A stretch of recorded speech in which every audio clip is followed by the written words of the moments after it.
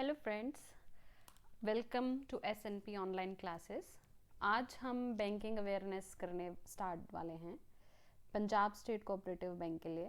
और जैसा कि आप सभी जानते हैं कि पंजाब स्टेट कोऑपरेटिव बैंक में अभी काफ़ी वैकेंसीज निकली हुई हैं and it's a one time opportunity.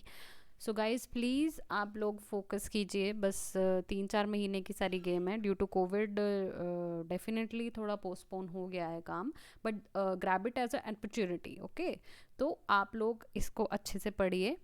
Banking awareness का आज हम फर्स्ट लेक्चर स्टार्ट करने जाएंगे। ठीक है, हम बिल्कुल बेसिक से स्टार्ट करेंगे, बिल्कुल हिस्ट्री से उठाएंगे। और मेरा नाम है Priya Sharma and I am currently working as assistant manager in United India Insurance Company Limited. मेरी जो रिक्रूटमेंट हुई थी वो एज एओ हुई थी, दैट इज़ एडमिनिस्ट्रेटिव ऑफिसर। ठीक है, जैसे बैंक्स में पीओज होते हैं, ठीक है, प्रोबेशनरी ऑफिसर्स, वैसे ही इंश्योरेंस में एडमिनिस्ट्रेटिव ऑफिसर्स होते हैं। तो मेरी रिक्रूटमेंट 2017 में हुई थी और अभी 3 साल में ही 2020 में मेरा जो फर्स्ट प्रमोशन एग्ज़ाम हुआ था and I have been promoted to scale 2। मैं काफ़ी टाइम से मतलब चाहती थी कि कैसे मैं और भी जो एस्पायरेंट्स हैं उनको मोटिवेट कर सकूं, उनसे जुड़ सकूं। So someone suggested me why not a YouTube channel, that's a very good platform if you want to help someone, if you want to motivate people. And guys, if I can clear 6 to 7 government exams right now, I have appointment letters of 6 government exams, so why can't you? Okay, तो आप लोगों को बस डट जाइए। और 2021 में तो आप ये समझिए कि पंजाब एग्ज़ाम अगर आप स्टेट गवर्नमेंट का निकालना चाहते हैं तो it's the best opportunity for you guys, because election year है, सभी को पता है। अभी एग्ज़ाम निकले हैं तो एग्ज़ाम हो भी जाएंगे और बम्पर वैकेंसियाँ निकली हुई हैं। तो प्लीज़ आप लोग पढ़िए, अच्छे से पढ़िए, सेफ रहिए। और आज का हम अपना लेक्चर स्टार्ट करने वाले हैं। ठीक है, तो सबसे पहले हम स्टार्ट करेंगे history of banking in India से। किसी भी चीज़ को समझने के लिए ना उसका अतीत समझना बहुत ज़रूरी होता है। आप लोग बोलेंगे क्यों? क्योंकि अगर आप अपने पास्ट को नहीं जानते हो तो आप अपना फ्यूचर बेटर नहीं बना सकते हो, राइट? सो बैंकिंग जो है वो काफ़ी इंटीग्रल पार्ट रहा है हमारा मॉडर्न इकोनॉमी का, और पहले से भी काफ़ी इसकी एवोल्यूशन हुई है विद इन द टाइम। तो बैंकिंग का जो बेसिक आइडिया है, that idea is to deal with the money. ठीक है, everybody knows that it's a basic thing we are just going through, ताकि एक हम लय में आ सकें। ठीक है, तो पहले ज़माने में क्या होते थे? पहले मनी लेंडर्स होते थे और आज के ज़माने में बैंक्स आ गए हैं। ठीक है, पहले मनी लेंडर्स आए, उसके बाद छोटे मोटे प्राइवेट बैंक्स आए, और उसके बाद अब आज की डेट में आपके पास well established, nationalised and international level के भी बैंक्स आ चुके हैं, राइट? अच्छा, अब ओरिजिन कैसे हुआ था बैंकिंग का? So the banking word that has been derived from the Latin word. ठीक है, लैटिन वर्ड से इसकी डेरिवेशन हुई है, दैट इज बैंकर्स और बैंक्यू। तो मीनिंग क्या होता है इसका? मीनिंग होता है बेंच। अब पहले ज़माने में क्या होता था कि कोई प्रॉपर, जैसे आज के डेट में आपके पास प्रॉपर एक प्लेस होती है, एक बैंक होता है। ठीक है, पहले ऐसा कुछ नहीं होता था। पहले मार्केट प्लेस में बेंचेस पे बैठ के लोग ट्रांजेक्शन किया करते थे, इसीलिए बेंच से वो बैंकर्स बन गया, लैटिन वर्ड से। और कुछ लोगों का ऐसा कहना है कि नहीं, ये लैटिन वर्ड से नहीं आया है। This word bank has been derived from the German word that means joint stock fund. ठीक है, और later on that word was called as banco, और ये जर्मनी से इजाद हुआ है। तो हम अब जो बेसिक जो लेक्चर अपना स्टार्ट करने वाले हैं, that is history of banking in India and it's stages of evolution. कैसे कैसे धीरे धीरे इंडिया में जो बैंकिंग है वो इवॉल्व हुई, किन फेजेस में इन्वॉल्व हुई, और क्या क्या कैसे कैसे रहा, वो आज हम सारा पढ़ेंगे। ठीक है, प्लीज़ ध्यान से सुनिएगा क्योंकि ये फर्स्ट लेक्चर है, और अभी से अगर आप अपना बेस बना लेंगे तो आने वाले बाकी लेक्चर्स के लिए आपको ईजी हो जाएगा। तो जैसा कि आप सभी जानते हैं कि बैंकिंग सेक्टर में बहुत सारी ट्रांजिशंस जो हैं वो देखी गई हैं। इवन पिछले 1-2 साल में ही बहुत ट्रांजिशन हमने देख लिया है। आप सभी को पता है कि 2020 में अभी रिसेंटली काफ़ी बैंक्स मर्जर हुए हैं। ठीक है, तो we will be studying them also. With the time, ठीक है। तो फर्स्टली मैंने जो बेसिकली कैटेगराइज किया है वो 3 कैटेगरी में जनरली जो है वो एवोल्यूशन को कैटेगराइज करते हैं लोग, but I have categorised in them 4 stages, ठीक है। I will be teaching you in 4 stages.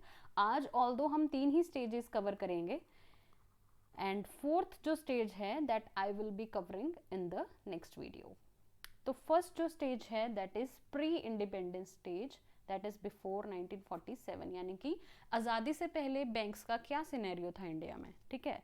Second जो फेज है दैट इज 1947 टू 1991। हमने इसको 1947 से 1991 के क्यों कैटेगराइज किया है, क्योंकि 1991 में एक बहुत ही फेमस एलपीजी रिफॉर्म्स हुए थे, अगर आप सभी को पता हो तो।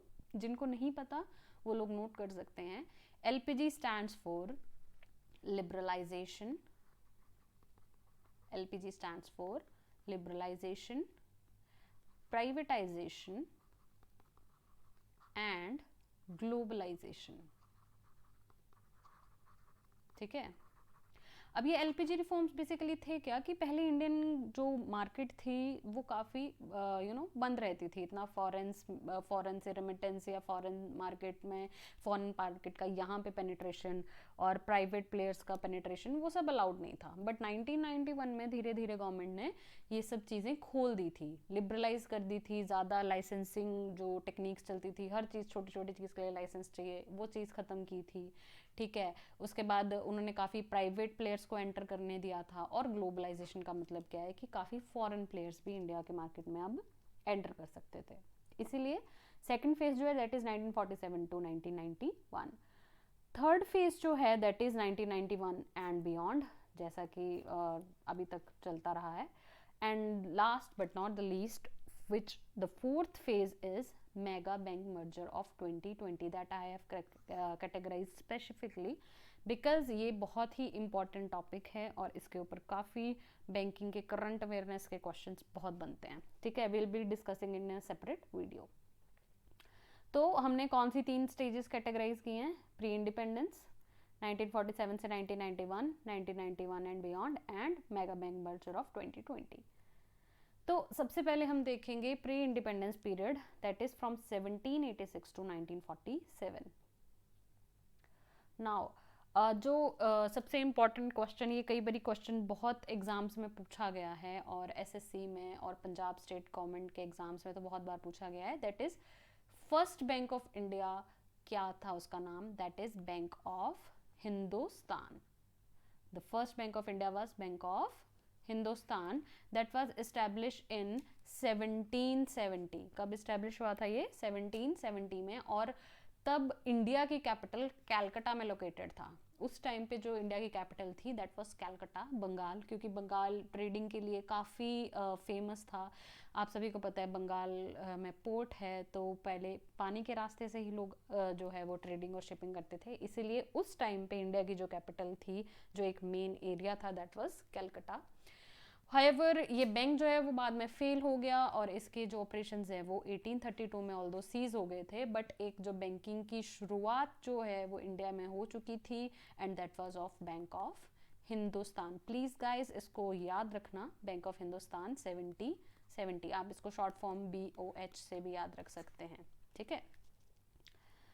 तो नेक्स्ट चीज़ है कि प्री इंडिपेंडेंस पीरियड में over 600 banks has been registered in the country, but only a few manage to survive. क्यों? क्योंकि बहुत छोटे छोटे बैंक्स, कोई भी लाइक मनी लेंडर होता था एक छोटा मोटा, उसने अपने इलाके में एक छोटा सा कह लो बैंक खोल लिया, वैसे तो मेन पर्पज़ वो मनी लेंडिंग का ही होता था, दैट वाज कॉल्ड बैंक।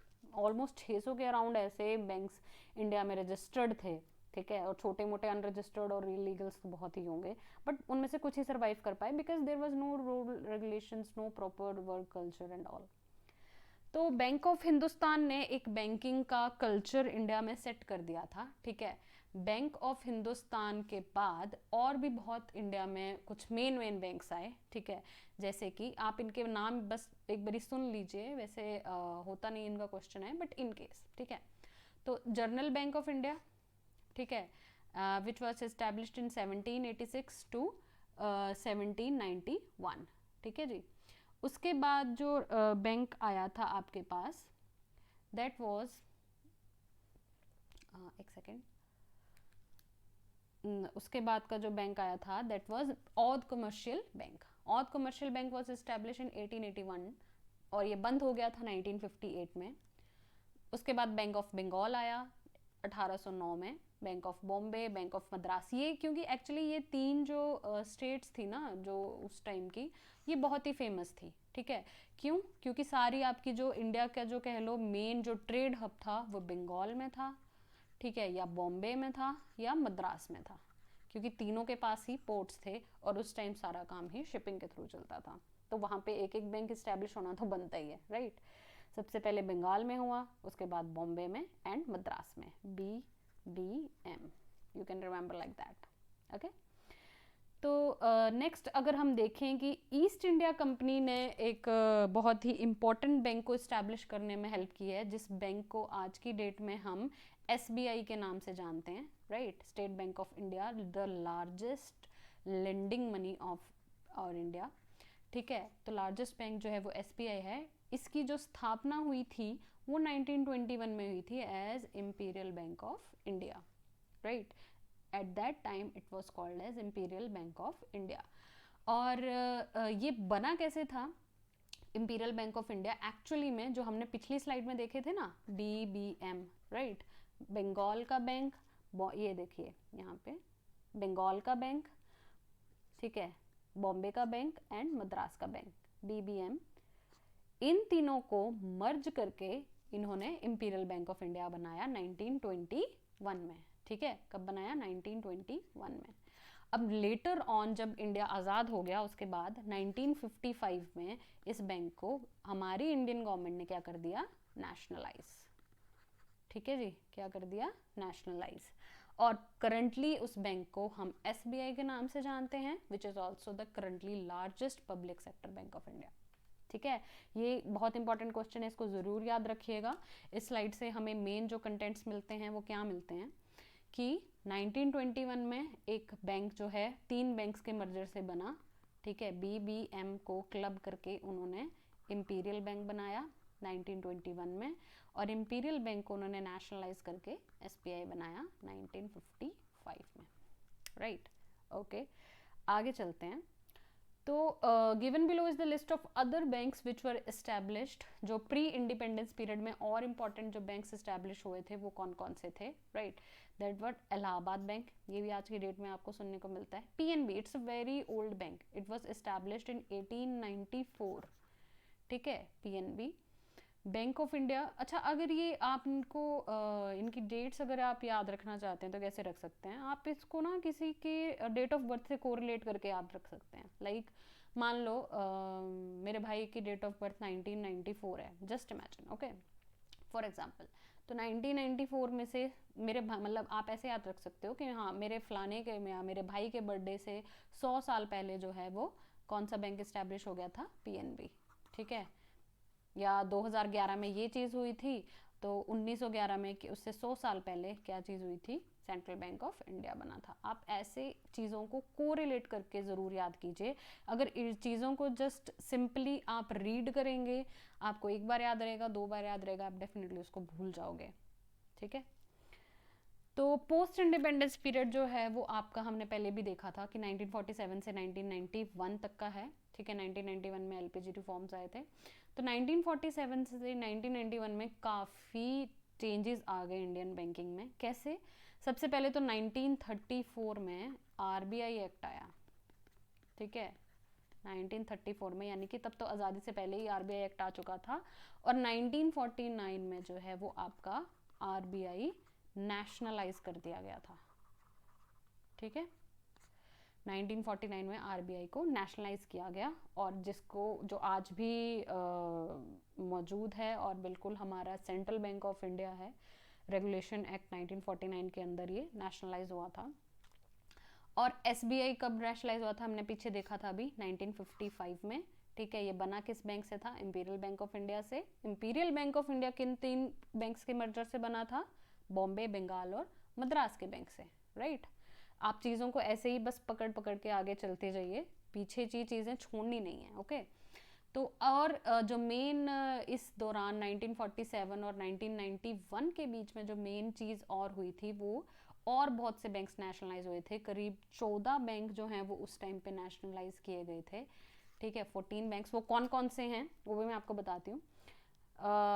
वो देख लीजिए, ये लिस्ट है 14 बैंक्स की जो नेशनलाइज हुए थे उस टाइम पे 1969 में। ठीक है, Allahabad bank, bank of India, ठीक है, उसके बाद है आपके पास बैंक ऑफ बड़ौदा, उसके बाद है बैंक ऑफ महाराष्ट्र, ठीक है, central bank of India, Canara bank, Indian overseas bank, देना बैंक, पंजाब नेशनल बैंक, ठीक है, सिंडिकेट बैंक एंड ऑल। ये 14 बैंकों की लिस्ट है आज की डेट। पहले ये 2017 से पहले आपने सुना होगा ये सारे नेशनलाइज बैंक कभी भी चल रहे थे। अभी इनमें से काफ़ी बैंक्स आपस में ही मर्ज कर दिए गए हैं, और कौन सा बैंक किस बैंक में मर्ज हुआ है और आज वो किस नाम से जाना जाता है, इसके क्वेश्चंस बहुत इंपॉर्टेंट है बच्चों। और वो डेफिनेटली मैं आपके साथ एक नई प्रॉपर वीडियो अलग से बना के उसको शेयर करूँगी। आप बस ये याद रखिए कि हाँ 1969 में कितने बैंक नेशनलाइज हुए थे, तो 1969 में 14 बैंक नेशनलाइज हुए थे। ठीक है, आप इसको बस एक बार नज़र मार लीजिए। तो नेक्स्ट आता है कि 1969 के बाद 1980 में 6 और उन्होंने बैंक्स जो है वो नेशनलाइज किए। तो टोटल नेशनलाइज बैंक कितने हो गए थे हमारे पास जी? 20। ठीक है, कितने हो गए? 20। कैसे 20 हुए? क्योंकि 1969 में आपके पास 14 बैंक नेशनलाइज हुए और 1980 में आपके पास 6 और हो गए, तो टोटल हो गए 20। और एक आरबीआई तो मेन बैंक हमारे पास था ही। ठीक है, तो ये 6 बैंक कौन से थे? Andhra bank, corporation bank, new bank of India. New bank of India तो बहुत पहले ही बंद हो चुका था, आई थिंक 1993 में ही ये पीएनबी में मर्ज हो गया था। Oriental bank of commerce, Punjab and Sindh bank and Vijaya bank. तो नेक्स्ट हम देखते हैं कि in apart from these 20 banks जो अभी हमने डिस्कस किए, इसके अलावा एसबीआई की ऑलरेडी 7 सब्सिडरीज भी थी। ठीक है, अब ये एसबीआई की सब्सिडरीज जो थी ये कब नेशनलाइज हुई थी जी? ये नेशनलाइज हुई थी 1959 में। एसबीआई कब नेशनलाइज हुआ था? खुद 1955 में। और बना कब था? 1921 में, इंपीरियल बैंक से। ठीक है, तो ये ऐसे ऐसे पूरी चेन चल रही है। तो 1959 में एसबीआई की जो 7 सब्सिडरीज थी उनको गवर्नमेंट ने नेशनलाइज किया था। ठीक है, उनमें से पहली थी State Bank of Patiala, State Bank of Hyderabad, State Bank of Bikaner and Jaipur, State Bank of Mysore, State Bank of Travancore and State Bank of Saurashtra and Indore. ठीक है, ये 7 जो हैं आपकी सब्सिडरीज थी। ठीक है, इनमें से ये 2 जो मैंने बोल्ड में रखी है ना, state Bank of Saurashtra and State Bank of Indore, ये तो पहले ही बंद हो गई थी। ठीक है, स्टेट बैंक ऑफ इंडिया में, मतलब बंद in the sense state Bank of India में दोबारा मर्ज कर दी थी। तो स्टेट बैंक ऑफ सौराष्ट्र जो है that was merged in 2008 and State Bank of Indore जो है that was merged in 2010। Okay, तो बाकी की जो बची 5 सब्सिडरीज स्टेट बैंक की, वो भी आज की डेट में बच्चों मर्ज हो चुकी हैं। ठीक है, आज की डेट में सिर्फ एसबीआई दोबारा बचा है। तो पहले की गवर्नमेंट ने क्या किया था? एसबीआई की सब्सिडरीज बनाई। ठीक है, 1 2 3 4 5 6 7। अब की गवर्नमेंट ने क्या किया? 1 2 3 4 5 6 7 दोबारा मर्ज करके फिर से एसबीआई बना दिया। ओके, ये नेक्स्ट हम देखते हैं कि 1947 से 1991 में जो एक मेजर इवेंट है मैंने स्पेशली हाईलाइट कर दिया था, वैसे मैं आपको पहले बता चुकी हूँ, दोबारा बता देती हूँ कि आरबीआई जो है वो आरबीआई एक्ट के अंदर बना था, दैट वाज इन 1934। और फिर आरबीआई नेशनलाइज कब हुआ था? 1 जनवरी 1949। That is very important question guys, because RBI is हमारा सेंट्रल गवर्नमेंट है। आरबीआई के ऊपर मैं एक अलग से लेक्चर ले लूँगी, उसके क्या फंक्शंस रहते हैं, ठीक है, और क्या मॉनेटरी पॉलिसी रहती है, सारा आपके मतलब जितना भी रहेगा वो मैं एक अलग लेक्चर में कवर कर लूँगी। फिलहाल आप बस ये याद रखिए कि आरबीआई जो है आरबीआई एक्ट के अंदर 1934 में वो बना था और 1 जनवरी 1949 में वो नेशनलाइज हुआ था। अब अच्छा देखो इसका क्वेश्चन कैसे आ जाता है, वो डायरेक्ट आपसे ये नहीं पूछेंगे कि 1949 तो देखो मैक्सिमम लोग याद रख लेते हैं, राइट। क्वेश्चन कैसे पूछेंगे वो कि आरबीआई कब नेशनलाइज हुआ था? 1 जनवरी। अब ऑप्शन देखो, 1 जनवरी 1949, ठीक है, 1 जून 1949, 1 जुलाई 1949, ठीक है, या फिर नन ऑफ द अबव। अब बच्चे क्या करते हैं कि प्रॉपरली उन्होंने पढ़ा नहीं होता कि 1 जनवरी है, उनको कुछ याद रहता है कि यार कुछ जे से तो था, बट अब सारे ही ऑप्शन अगर उन्होंने जे से दे दिए तो आप क्या करोगे। इसलिए आपको हर चीज़ को पूरी डिटेल में जाके पढ़ना बहुत ज़रूरी है। ओके, तो रीजनल रूरल बैंक्स भी बहुत इंपॉर्टेंट है बच्चों। रीजनल रूरल बैंक्स भी जो हैं वो नेशनलाइज हुए थे 2 अक्टूबर 1975 में। रीजनल रूरल बैंक्स बेसिकली बनाए क्यों गए थे, क्योंकि रूरल इंडिया की पॉपुलेशन आपको पता है आज की डेट में भी रूरल एरियाज में ज़्यादा है, और उस टाइम पे तो बहुत ही ज़्यादा थी। तो स्टिल बैंक्स की इतनी कवरेज नहीं थी, तो इसलिए उनको स्पेसिफिकली रूरल एरियाज को कवर करने के लिए स्पेसिफिकली रीजनल रूरल बैंक्स बनाने पड़े। ठीक है, तो वो कब बने थे, 2 अक्टूबर 1975। Will be having a separate lecture on RRBs also and their functions. Okay, किस कमेटी, हमेशा जब भी ऐसी कोई चीज़ बनती है ना, किसी ना किसी कमेटी की रिकमेंडेशन से बनती है, right. We will be seeing that also. अच्छा, अब ये नेशनलाइजेशन हमने पढ़ लिया, ठीक है। हमने देखा कि सबसे पहले जो हमारा नेशनलाइज हुआ था बैंक कौन सा हुआ था, 1949 में आरबीआई, 1955 में आपका एसबीआई, 1959 में उसके सब्सिडरीज, ठीक है।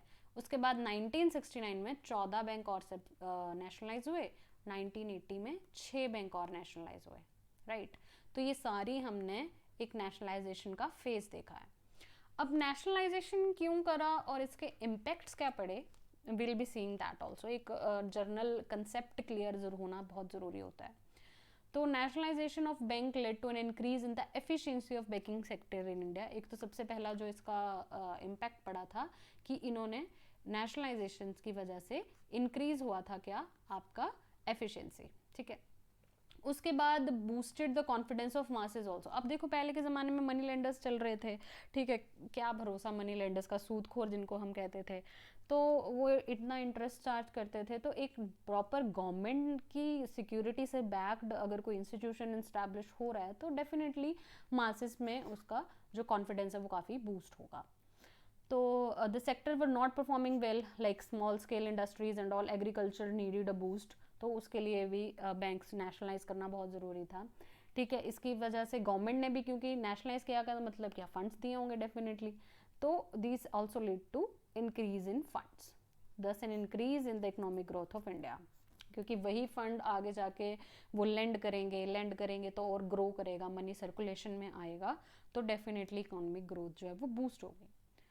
तो nationalisation of banks also increase the penetration of the banks, ठीक है। Penetration of the bank specially कहाँ पे, रूरल एरियाज में। रूरल एरियाज बच्चों कब हुए थे, 2 अक्टूबर 1975 में सबसे पहले इस्टेब्लिश हुए थे, राइट। तो ये सब जो हैं वो नेशनलाइजेशन के इम्पैक्ट्स रहे हैं, ठीक है। अब हम अगर आगे चलें तो पोस्ट लिबरलाइजेशन पीरियड में अगर हम आए 1991 टिल डेट, अब एक्चुअली हुआ क्या था कि 1991 में एक नरसिम्हा कमेटी गवर्नमेंट ने बनाई, ठीक है। ये बहुत इंपॉर्टेंट है बच्चों, क्योंकि इस कमेटी का नाम बहुत बार क्वेश्चन आ चुका है। तो 1991 में गवर्नमेंट ने कौन सी कमेटी बनाई थी, नरसिम्हा कमेटी। अब नरसिम्हा कमेटी ने अपने कुछ रिकमेंडेशंस दिए, ठीक है। वो रिकमेंडेशंस में उसने एक रिकमेंडेशन ये भी थी कि प्राइवेट सेक्टर प्लेयर्स को बैंकिंग सिस्टम में आने की आज़ादी दे दी जाए, ठीक है। अभी तक हमने क्या देखा, अभी तक हमने ये देखा कि इंडिपेंडेंस का फेज था, इंडिपेंडेंस के बाद का फेज था, लोगों को ज़रूरत थी, गवर्नमेंट को ज़रूरत थी, ठीक है, रूरल एरियाज़ को ज़रूरत थी, तो सब कुछ सरकारी रखा हुआ था ताकि एक वास्ट रीच पहुंच सके, पूरे इंडिया में पेनिट्रेशन हो सके बैंक्स की।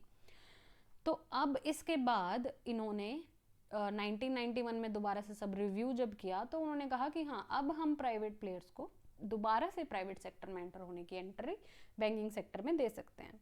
तो 10 प्राइवेट एंटिटीज़ को, जिसमें से 6 ही सरवाइव कर पाई, ठीक, कौन कौन सी थी वो, ICICI, ठीक है, HDFC, ये दो तो अभी भी प्राइवेट सेक्टर के लार्जेस्ट बैंक्स हैं, ठीक है। एक्सिस बैंक आज की डेट में भी चलता है, IDBI, ठीक है। IDBI जो है वो बाद में इन्होंने वैसे कर दिया था गवर्नमेंट बैंक, बट अब वो फिर से प्राइवेटाइज कर दिया है। इंडस बैंक ये बंद हो चुका है, एंड DCB स्टिल ऑपरेटिंग, ठीक है। तो ये कुछ मेन इनमें से जो बैंक्स हैं वो 1991 में इस्टेब्लिश हुए थे। 1998 में नरसिम्हा कमेटी को फिर से इन्होंने बिठाया कि 1991 में जो आपने रिव्यूज़ दिए थे और उसके बाद जो बैंकिंग सेक्टर में प्राइवेट प्लेयर्स की एंट्री हुई है और जो रिफॉर्म्स रहे हैं उसका क्या इफेक्ट पड़ा है।